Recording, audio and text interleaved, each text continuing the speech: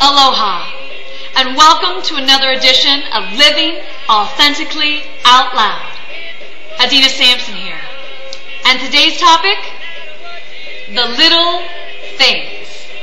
That's right, the little things in life that make all the difference.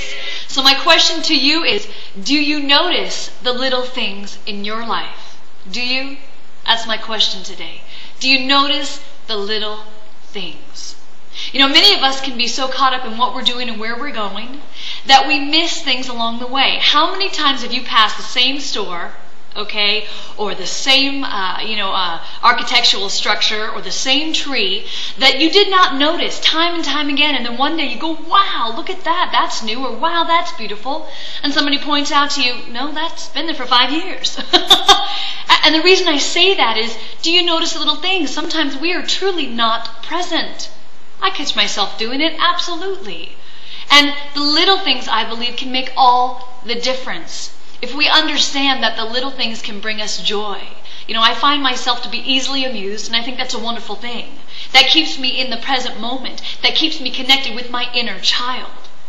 And the little things is really, I believe are really, really important. I don't mean when you're fighting with somebody or, hanging on to little details that don't matter. But noticing the little things in somebody, whether that's a smile or a gesture or a note, whatever that is, do you notice the little things? And with that, before I go further into detail, I really want to share with you this story, this journey that was passed on to me in an email. Okay? In these times, what we're doing, when and where, we don't know where people are coming from, right? Where they are going. And I think it's important not to assume. To be there, to be supportive in any way, shape, and form that we can. And to notice the little things. So it's called the cab. Here we go. I arrived at the address where someone had requested a taxi. I honked, but nobody came out. I honked again, nothing. So I walked to the door and I knocked.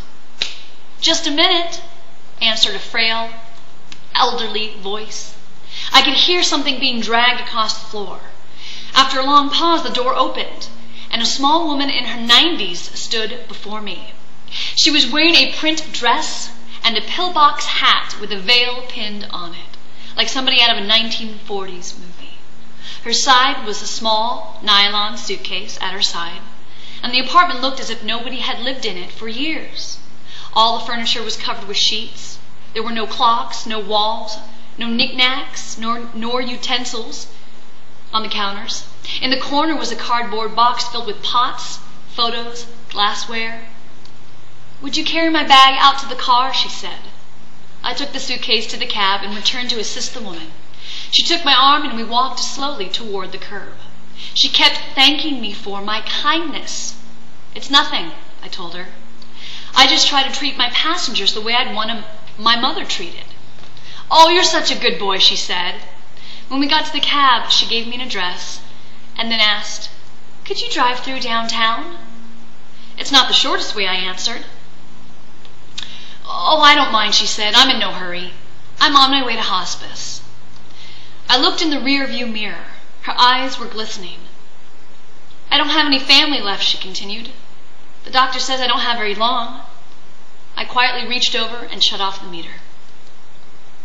What route would you like to take? I asked. For the next 2 hours, we drove through the city. She showed me the building where she had once worked as an elevator operator. We drove through the neighborhood where she and her husband had lived, and they were newlyweds. She had me pull up in front of the furniture warehouse that had once been a ballroom where she had gone dancing as a girl. Sometimes she'd ask me to slow down in front of a particular building or corner and would sit staring into the darkness, saying nothing. As the first hint of the sun was creasing the horizon, she suddenly said, I'm tired. Let's go now. We drove in silence to the address she had given me.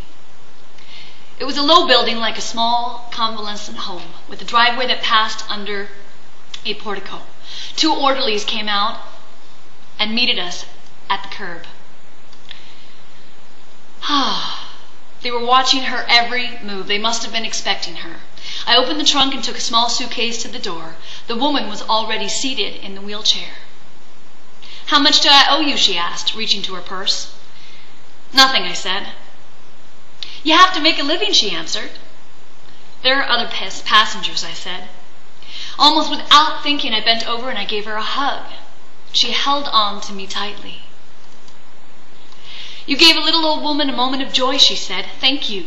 I squeezed her hand and then I walked into the dim morning light. Behind me, a door shut. It was the sound of the closing of a life. I didn't pick up any passengers that shift. I drove aimlessly, lost in thought. For the rest of the day, I could hardly talk. What if the woman had gotten an angry driver, or one who was impatient to end his shift? What if I refused to take the run, or had honked once and then drive away?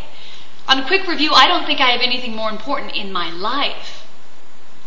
We are conditioned to think that our lives revolve around great moments.